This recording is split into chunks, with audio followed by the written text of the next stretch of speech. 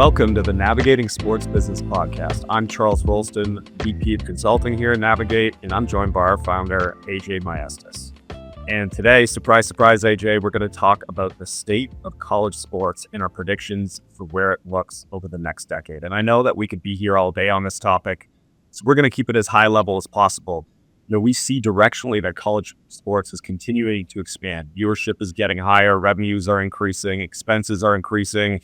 Obviously, with the implementation of House, you know, what do you think? Where do you think we reach a point where athletic departments and boosters have to start making trade-offs, or are budgets going to continue to rise? Because the traditional model with outside booster fundraising, it can't really fund the pressures that are inflating at this high level. So where do you think that the trade-off starts to begin, where we start to see more institutional capital actually funding athletic departments versus private fundraising? Well, the big picture question is, and costs are going to rise. This coaching cycle, what you're seeing out there in the name, image, and likeness marketplace, even if it's really pay for play, what you're seeing out there, it's very clear. And the cost curves are usually very easy to predict. You can see, this among other costs. I don't think we're anywhere near, a real settlement here with the SCORE Act or any of the alternatives either.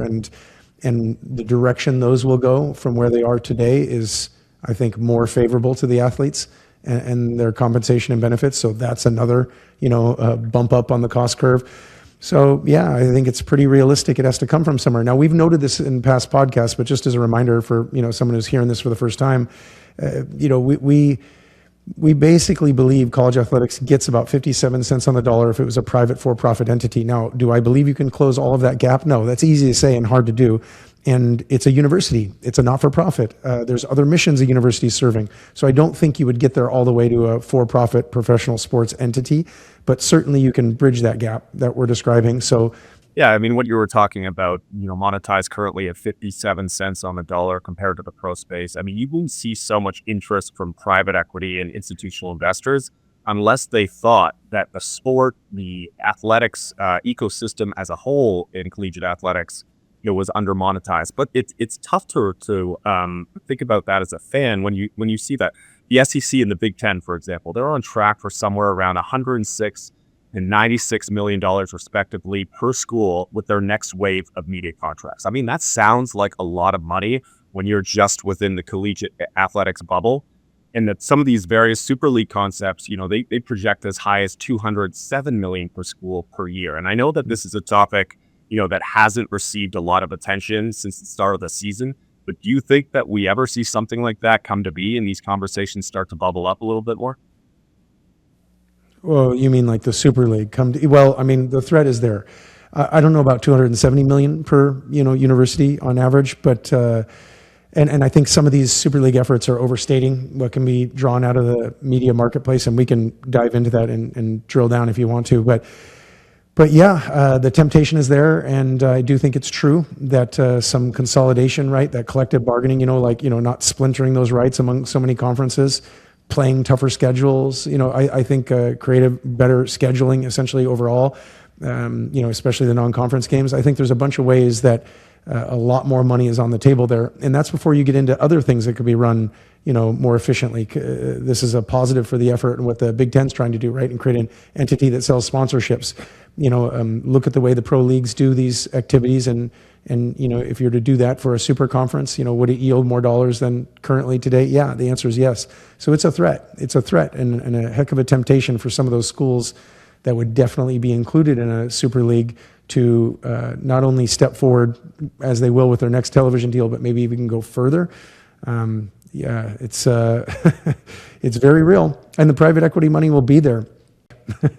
So yeah, and honestly, I just want to give our audience a little bit of context to some of the numbers that we've done and the research that provides a little bit more evidence as to what the thesis is for these super leagues. But just giving you a little bit of context, and then AJ would just love you to popcorn or with your thoughts around this. But for context, the NBA teams average around 233 million per year. And currently, right now, the SEC games average around 4 million viewers per game, and our team projects that in a 32-team super conference scenario, they could average around 4.8 to 5 million. So let me put that in the context of weekly viewership. The NBA playoffs generate around 50 to 80 million viewers per week on a week during the playoffs. For what we would presume under a super conference model, weekly viewership related to college football would be in the 80 to 110 million. And we know how big college football is in the context of fandom, affinity, passion amongst people across the United States. I mean, is it that crazy that we start to see media deals comparative to the NBA teams and not getting close to NFL, but being a clear number two amongst sports organizations and sports rights within the U.S.? Well, I think it should be the clear number two, and that's really helpful context. NBA, 230 plus million per team per year. And are we saying the NBA and basketball is worth more than these top 25 college programs with basketball and football on the same campus, plus, 20 other sports? Boy, that there's some things we have to do to adjust, right? They have a 82, game regular season, in college basketball is what, 30, 35. Same thing with football, more games in the NFL than college. So there's some things to make it a little more like for like, to be fair. But yeah, no question. I mean, those numbers don't make sense if you just look at those high level metrics and say, what's going on here? Now, the NBA has global appeal. And there's some real strong things with, younger viewers that the NBA has in social media. But could that not be replicated by college basketball? Basketball's going to be the number two most popular sport in the world behind soccer. And so why couldn't college basketball draft off that with international games? Makes complete sense. So they could be relevant, maybe not as much as the NBA, but they could build relevancy. So yeah, no doubt in my mind, that there's money there and there's potential there. Of course, it takes this consolidated, concerted effort, right? The NBA has been almost 50 years, in Asia, 30 years in India. They really invest long term. There's going to be an NBA league in Europe. There's going to be an NBA league in Africa someday. Pretty good bet, right? So, where is the centralized entity that's making long-term bets to grow fandom, that's making long-term investments like this in the sport around the world? In college athletics, we're just now playing some games overseas, right? First football game in London's coming up this fall. There's yet to be a Mexico City, football or basketball game in college athletics. Stuff that is just, so obvious, and there for the taking, low-hanging fruit. So yeah, that makes it look like college athletics isn't getting anything near what it's worth, right? But we're not promoting ourselves, or they are not promoting themselves in the same ways. And keep in mind the short careers. These kids are there for 4 years. So we've touched on, what have we touched on? Private equity. We've touched on Super League concepts. We've touched on new legislation. I mean, we could touch on potential lawsuits. If you're an athletic director, how are you keeping track of all the possible paths forward? Well, I'd love you to answer the same question, what you would do in this situation. But it's too much to ask of these people, to be perfectly honest, because it's a lifestyle job where they have hundreds, possibly 200 events a year they have to be at night. They have 20 sports they're spreading themselves across. Keep in mind, the CEO of one of these teams has just that league, just that season, just that team to deal with. And again, all those stakeholders we discussed, students, staff, faculty, alumni, the state legislator, your president, your board. That's really splintered attention. So it's quite a lot to ask, I think, of an athletic director. Those jobs are not easy jobs right now. And this makes it even harder. It's another reason I think the idea of some of this privatization makes sense. Some of these entities, some of these structures, which, bring some of those resources, to the table for these folks, because, yeah, tough job. And then where's your league? Where's your commissioner, that's driving it forward? Where's your global strategy? It's not there. The NCAA has not done that, at real serious scale, not globally, not in the way a league would. It's too much to ask of a regionalized conferences to do that. They're concentrating on their specific footprint. So, man, you can see the argument for a super league. You can see the argument, right? I mean, if I'm an AD, I'm really operating on two timelines simultaneously. On the near term, it's just the average stuff, my day job, compliance, roster limits. But now add on top of that house settlement implementation, revenue sharing mechanics, NIL infrastructure. And on the long term, I'm still thinking about media modeling for my conference distribution rights. I'm thinking about conference scenarios, private equity, the institutional politics that I battle on a daily basis, a football breakup. I mean, how can there possibly be enough internal bandwidth for one person or even a team within an athletic department to be able to handle all of these various paths and scenarios? And I mean, I know that they're relying on consultants like us, peer networks, lawyers, and obviously their conference office to function as an extended staff of each individual athletic department. But I think the key thing is without this centralized, model, you have some leagues that move fast and obviously some institutions that move fast with it with sophisticated planning.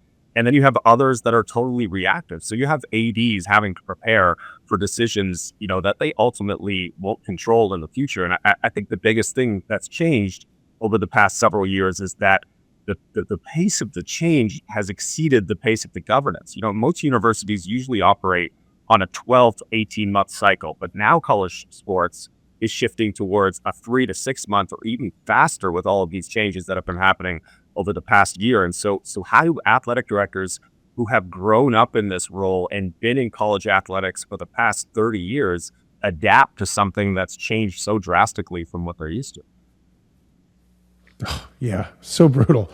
I was at the National Football Foundation Hall of Fame dinner this week, and I mean, and I don't blame them for this in the slightest. There's a lot of athletic directors like, wow, this is not what I signed up for. This is brutal for all the reasons you just described. I'll add one more. They're increasingly a public figure. Fans can come after them, attack them, say things to them and their family. So they have this kind of risk. They can get fired so quickly and so easily, right, for a misstep. And they have this level of control quite often, right? You've got your board and all those stakeholders I just described. That doesn't sound fun. The risk reward is just not commensurate there for this job. And what you would make more money running a pro team, be less visible, and work and have a fraction of the amount of demands on your schedule. So it's tough. I mean, I love it. I love college athletics. I love the mission, and that's why these people do it, right? They believe they're serving a larger mission with everything that athletics and universities do for this country and this world. But woof, brutal. This is a tall task, and I want to help our athletic administrators who might be listening to this episode out there and get them a little bit of a peek behind the curtain and get your thoughts. I'll chime in as well, but what does college football, college athletics look like in the next 10 years? If you were to plant your flag right now, what are you going to say it looks like, just to give them a little bit of confidence on certain scenarios that they can count on? Oh, you got to discount this. I don't have high confidence on this. I really don't. I need to put more thought into this, but to answer, I think that there's some form of football independence. Given that it's not currently run through the NCAA anyway, right? The championship, the playoff, it creates a lot of opportunity to, sort of self-govern and create separate entities and what have you. I think that, I think that there's the settlement, the concept of the SCORE Act or whichever act you think might pass. I think that it is light on rights and benefits to athletes. So I think we'll ultimately have collective bargaining. I think that's the only realistic way to get there. Good news, by the way, for folks listening who don't like the idea of that. I think it'll be a very weak union, maybe weaker than the NFL when you think of the length of career and the age of these, kids and what have you. And they're going to want to choose where they go to school. They're going to want to choose, their major. They're going to want to choose, where they live, what have you. It's just, there's a lot of things I think they will trade off in exchange of what, in comparison, a pro athlete would want just to optimize money out of its union. So I think that there's collective bargaining, and even if one of these acts get passed, it'll slide way toward athletes and benefits, and less caps, more minimums and more benefits and what have you. It's really hard for me to see NIL getting reined in and having antitrust protection for the NCAA. It just feels to me that it's an entity that time and time again has shown, that it won't be progressive enough to be, sort of really taking care of all stakeholders and constituents. I think I might have shared this in 2 or 3 episodes ago in the past, but the average college basketball coach makes 2 to 3 times that that of an NBA coach as far as a percent of revenue to the team. So, if you're like, oh, it's an efficient marketplace, in the pro world and what have you, the coaches, you would think the budget would be somewhat proportionate. It's not, so why? And by the way, the number's the same for college football's coaches, 2 to 3x that of their professional peers on a percent of what the entity earns, right, of the business. So it's an indicator in my mind of there being a constrained marketplace, right, with talent and the athletes. And, so I would say, oh, okay, there's room to give here, even though people would say, God, no. Now I'm about to contradict myself in the world's longest answer here. I'm sorry for this, but it just happens to be, I was with a retired commissioner the day before yesterday, and he shared with me, that sports are eventually going to get cut. And I asked and I shared, some of the stuff that we know, right? That something like 87 women's sports have been net added in the last few years. And his counter to that was, well, that's because scholarships have gone up for the male sports. So that's Title IX compliance. And some people weren't making compliance anyway, so they had to catch up to it. But his prediction was ultimately that, over time, one of these settlements goes through, it's going to cost men's Olympic sports first, and eventually women Olympic sports will be cut as well. So there's a counter to this. So take what I say with a grain of salt. But I would say further investment.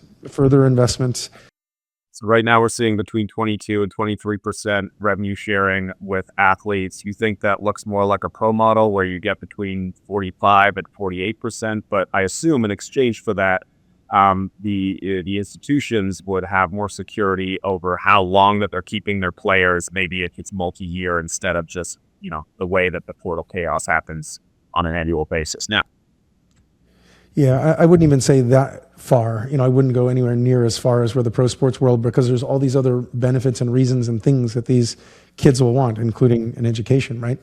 but yeah, the transfer rules, tampering, some of these things that are just obvious. Collective bargaining gives us all of these things, and you either have to uncap what they're able to earn, even if it's this pay-for-play model. There isn't parity in most sports around the world. You don't see parity in the football leagues around the world, soccer leagues, that is. You don't see perfect parity in most U.S. sports. I mean, look at baseball as an example. So you either uncap it, right, and unrestrict their earnings, or you have to raise up the minimum of the benefits. But, I could be wrong. You got to give me your prediction, Charles. Let's take 2 bets on this so we have a better chance of being right. Yeah, I'm kind of in the same line with you. I honestly see pro level revenue sharing, or at least somewhere in the middle between where it currently is and where the pro level thresholds are. I do see those multi-year enforceable contracts, to be honest, because I just think that transfers and student athletes sitting out, in the first few weeks of the season, I think it's just getting absolutely too chaotic for the ecosystem to be able to handle. I do see roster caps and, more of like a quasi free agency cycle rather than, multiple windows or transfer windows and early signing periods and things like that. I mean, I also think from a structural governance perspective, I think we see more of this tiered system within FBS where you kind of have a clearer breakaway of the delineation between, the haves within the FBS and the have-nots. So it might be 40 to 50 institutions who are committed to full revenue sharing.